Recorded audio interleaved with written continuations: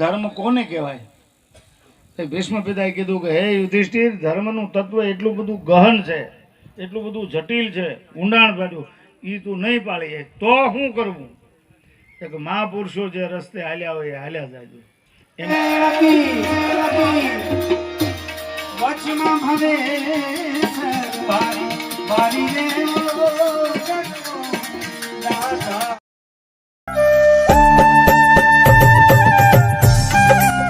સ્વાગત છે તમારું ખાસ એક અમારા નવા વિડીયામાં. મિત્રો, આજે લીખાળા ગામમાં ભવ્ય સાધુ સંતોના સામૈયા તેમજ ભવ્ય ભંડારાનું આયોજન છે. તો ખાસ સંતવાણી તેમજ ઘણા બધા એવા સાંસ્કૃતિક કાર્યક્રમો છે, તો તમને ખાસ આ વિડીયોની અંદર જોવા મળશે.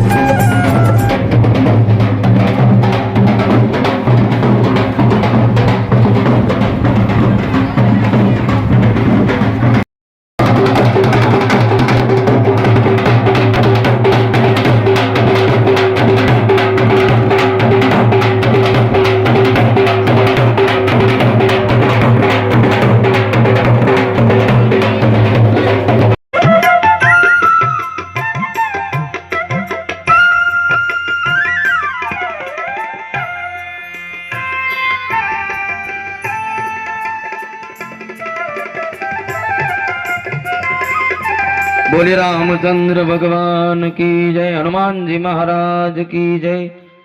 માનવ મંદિર સાવરકુંડલા એમનું સન્માન કરવા માટે હું આમંત્રણ આપીશ અશોકભાઈ વસોયાને કે તેઓ પૂજ્ય ભક્તિરામ બાપુનું એ સન્માન કરશે. અશોકભાઈ વસોયા. પૂજ્ય બાપુ માટે તો એ પંક્તિઓ જ સાર્થક કે પાગલથી કરવો પ્યાર તમારું ગજુ નથી, પાગલથી કરવો પ્યાર તમારું ગજુ નથી, અરે અમારું ગજુ નથી, તમારું પણ ગજુ નથી, જીવન થશે ખુવાર. બોલી રામચંદ્ર ભગવાન કી જય, સત સનાતન ધર્મ કી જય, વડવાળા દેવ કી જય. ભીષ્મ પિતા બાણ શૈયા ઉપર હતા ત્યારે પાંડવો રોજ સાંજે એની પાસે સત્સંગ કરવા જતા. દેવદાભાઈ રોજ સાંજે જાય અને દાદાને પ્રશ્નો કરે ને દાદા એના જવાબ આપે. એવા ઓરિજિનલ મહાભારતમાં 600 પ્રશ્ન છે ને બાપુ, મહાભારતમાં. એમાં એક પ્રશ્ન હતો, દાદા ધર્મ કોને કહેવાય? ભીષ્મ પિતાએ કીધું કે હે યુધિષ્ઠિર, ધર્મનું તત્વ એટલું બધું ગહન છે, એટલું બધું જટિલ છે, ઊંડાણ ભર્યું, એ તું નહીં પાડી તો શું કરવું? એક મહાપુરુષો જે રસ્તે હાલ્યા હોય એ હાલ્યા જાય. એમાં ધર્મ સમાયેલો છે. તમે કોઈ પણ ધર્મ કાર્ય કરો ને, એ તમારા વડીલો જે રસ્તે હાલ્યા એ હાલ છો, એટલે એમાં ધર્મ સમાયેલો છે. પણ આપણા વડીલોનો રસ્તો ચૂકીએ ને એટલે આપણને કોઈ બચાવી ન શકે. આ બધાની યાદ હશે કે ગામના વડીલો ગામના ચોરાને માણું માપ ભરતા, રામ રોટી આપતા, સાધુના જે કાંઈ કાર્યો હોય એ પૂરા કરાવતા. પણ જેને પોતાના પરિયાતણા પગે નેવર ન હોય, જે પોતાના વડીલોની પરંપરા ભૂલે છે, એને કોઈ બચાવી નથી શકતું. આજે ભણતર બહુ વધ્યું છે, એમાં ના નથી. અમે ભણતા જ્યારે 60% આવે એટલે તો બધા રાજી રાજી થતા હતા. 55% આવ્યા ને 60% આવ્યા. હવે 90-95 આવે ને તોય કોઈ ગણતું નથી. બોલો, એટલે આઈક્યુ આંક વધ્યો છે, એની આમાં સંસ્કારો ઘટ્યા છે. સંસ્કારો ક્યાંથી મળે છે? સાધુ સંતો પાસેથી, ભગવત કથાઓમાંથી, સત્સંગમાંથી, મંદિરોમાંથી. સોરો, શિવાલય, શમશાન ને સ્કૂલ આ સંસ્કારોના પાયા છે. પેલા વડીલો મંદિરે જતા બાપુ, આંગળીએ છોકરાને લઈ જતા, એટલે સાધુને કેમ પગે લાગવું, કેમ આદર આપવો એની મેળાએ આવડી જતું હતું. અને આજે અરે છોકરું 2 ચોપડી ભણી જાય ને ભાઈ, ત્યાં એનો બાપો ના પાડે, તારે હવે પગે ન લગાય. એ લાગવા દે ને જરા, લગાડશે. આપણે ને આપણે એમ કરીએ છીએ હવે તારે પગે ન લગાય. સંસ્કારો આપો. શિક્ષણ તો બરોબર છે, પણ સંસ્કાર વગરનું શિક્ષણ તમને ખોટા રસ્તે લઈ જશે. સંસ્કૃત શિવાસિતકારોએ લખ્યું ભાઈ ટીબડિયા સાહેબ કે સાક્ષરામ વિપરીતા ભવતી રાક્ષસા. અતિ ભણેલો માણસ જ્યારે વિકૃત બને ને ત્યારે સમાજ માટે હાનિકારક થાય છે. રાવણ વિદ્વાન જ હતો, એ કાંઈ કોમન માણસ નહોતો. એ તો આપણે રામની ઓપોઝિટમાં ગયો એટલે રાક્ષસ ને આમ તેને એવું કહેવા માંડ્યા. બાકી અતિ વિદ્વાન. રામને રામેશ્વરનું સ્થાપન કરવું હતું ને ત્યારે એના મંત્રીઓને નલ, નીલ, ગજ, ગવાક્ષ, જાંબુવંત, કેસરી આ બધાને પૂછ્યું કોણ વિદ્વાન, તો કે રાવણ જેવો કોઈ વિદ્વાન નહીં. એ રાવણને લાવીને રામેશ્વરનું સ્થાપન કરાવ્યું. કેવડો વિદ્વાન હશે, પણ ખોટા રસ્તે ગયો એટલે આપણે એને રાક્ષસ કીધું. એમ ખાલી વિદ્વતાથી કાંઈ નથી થતું. સંસ્કારો ભેગા, શિક્ષા ભેગી દીક્ષા હોવી જોઈએ. કોઈક સાધુના શરણમાં વ્યા જાઓ, તમારું જીવન સફળ થઈ જાય. નિસ્વાર્થ ભાવથી સેવા કરો. સાધુ પાસે જાઓ ને તો સ્વાર્થ હાટું ન જવું. ઘણા જાય બાપુ, એ કે વાહમ ધબ્બો મારો બેડો પાર થાય, તો બાપુ એના ને વાહમ ન મારી લે. તમારો સ્વાર્થ હશે તો કોઈ દિવસ સફળતા નહીં મળે. નિસ્વાર્થ ભાવથી સાધુ પાસે જશો ને તો એનું પરિણામ આપશે જ પરમાત્મા. અંદરથી ભાવના હોવી જોઈએ. એક સમય હતો મંદિરોમાં જાતા ભાઈ ભૂપતભાઈ, તો નગારું વગાડવા લાઈનમાં રહેતા, વારો ન આવતો દાંડિયું મારી લેતા. અને આજ કોઈ નગારું વગાડવા વાળું નથી. રોંઢા સુધી સોરે બેહે. જેવા મહારાજ આવે ને એટલે ઊભા થાય, હાલો હાલો મહારાજનું કામ કરવા દો. એટલે મહારાજનું જ છે, એ તમારા ગામ હાટું કરે પૂજા. આને ભેળા કરવા તો આ મણિરામજી નવું ધોતિયું ન ઠપકાર્યું હોત ભાઈ. આની સરળતા જુઓ તમે. અમારા કુમાર છે એટલે મારા રામશોકભાઈની દીકરી, મારી ભત્રીજી એના ઘરમાં. અમારા નંદરામભાઈને અહીં પરણાવ્યા. પેલો હું એની જાનમાં આવ્યો, પરણે ગાડામ કરી ગયો હતો દેવીરામ. આ સાધુની સરળતા. તો એ બે જોડી દયારામભાઈ લુગડા ન બનાવીને અહીં એટીકેટમાં ઉભા હોત. પણ તમે આપ્યું ને આ સાધુની સરળતા. સમાજમાંથી ભેગું કરીને એક રાતમાં ખવડાવી દેવું, ઈ સાધુ. નેટવર્ક ગોઠવીને ઈ ધંધો ન કરે સાધુ. સાચો માર્ગ બતાવે, આ સાધુતા. કોઈની યારે સિટિંગ ન કરે, આ સાધુતા. કોઈને ક્ષેત્રે નહીં, ઈ સાધુતા. જમુનાને કાંઠે જાતા લૂંટી તમે માખણ ખાતા.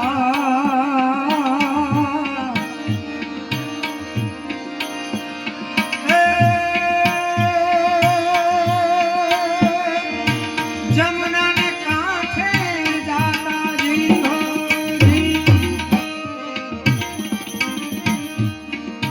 લૂંટી તમે માખણ ખાતા. તોડ્યા કેમ જૂના નાતા રે એવો દાજી મારા વાલા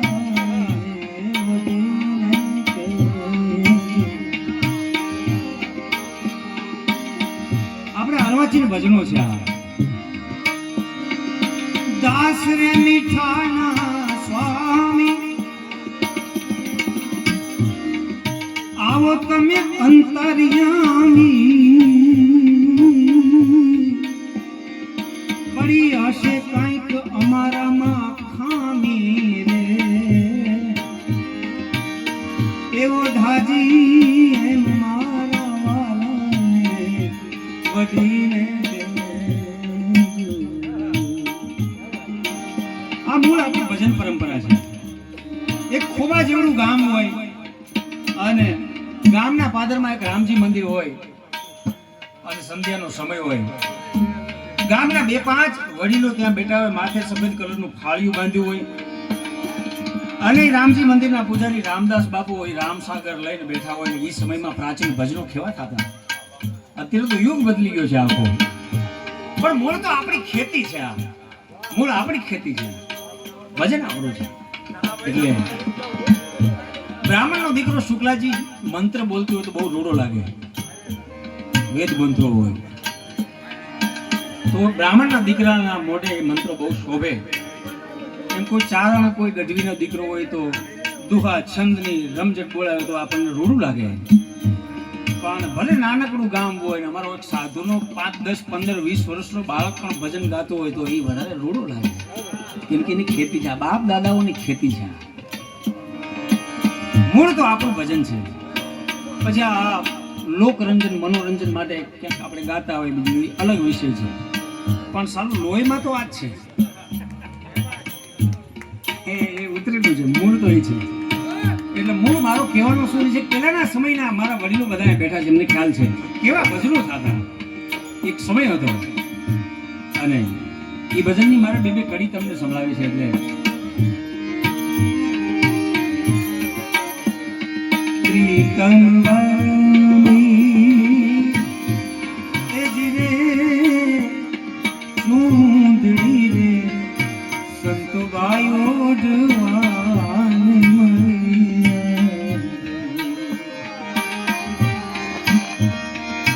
જીરે ઓઢે તે અમર રે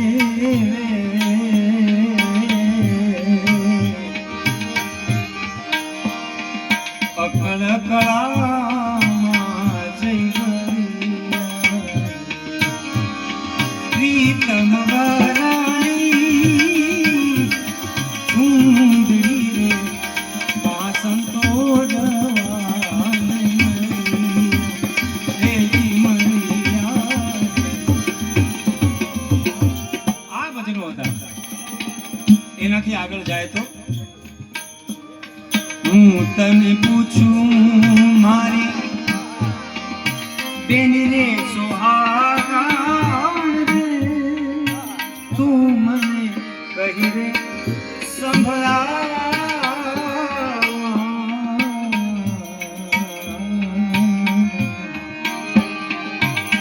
રે મલકના એ બેની તમે રે વાટ किया किया देश का में जाओ रे सुंदरी रे ए सुहागन सुंदरी. આ બધાનો છે. શું લખી ગયા મહાપુરુષો પોતાના અનુભવથી લખાયેલી જે વાણી છે ને આપણે સંતવાણી કહે છે. અને એ આ બધી વાણી છે. મોતીડા એ રાણમાં એ ઓરાય માથે પડે ઘન કેરા ફૂટે તો ફટકિયા રે કહેવાય. આવા ખરાની ખળે ખબરું થાય. આવો ને જે સલરાયા પ્રેમ થકી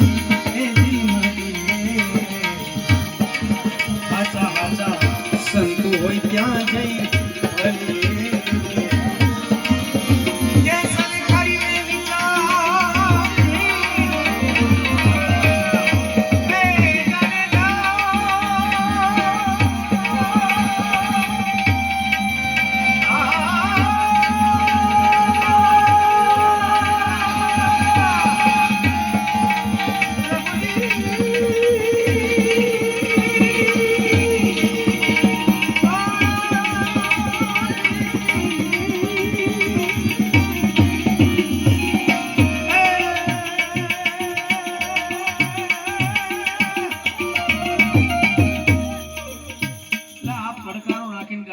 ભજન ગાય છે ને એ ભજન પ્રેમી સાધુના ખોડે ભજન ગાય છે. તમારો પડકારો નો આવે મારા વાલા.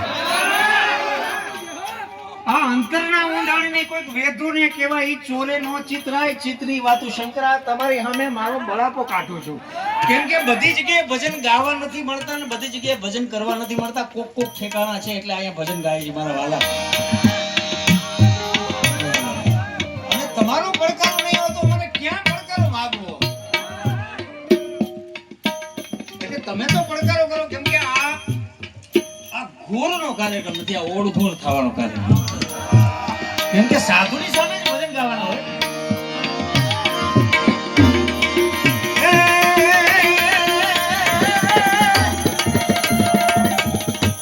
આમાં પાછા નહીં પડતા પડકારા.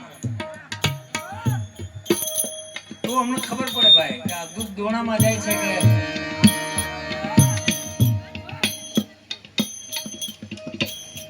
ઘણા બધા કાર્યક્રમમાં પુરસ્કાર હોય છે પણ અહીંયા કરવાનો નથી. આ તો મારે આપીને જવાનું છે. પણ એક વસ્તુ ચોક્કસ પુરસ્કાર તો નહીં પણ આ નમસ્કારનો કાર્યક્રમ તો 100% છે. એટલે તમારો પડકારો જોઈએ સામે.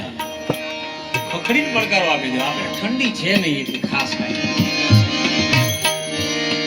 હા.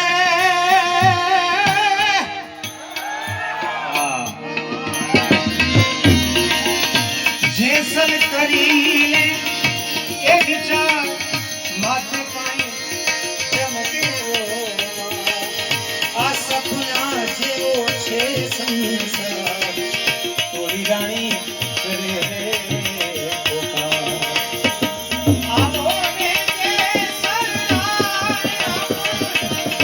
પ્રેમ થકી મળી રે હજા આવા સાધુ હોય ત્યાં જઈ બલી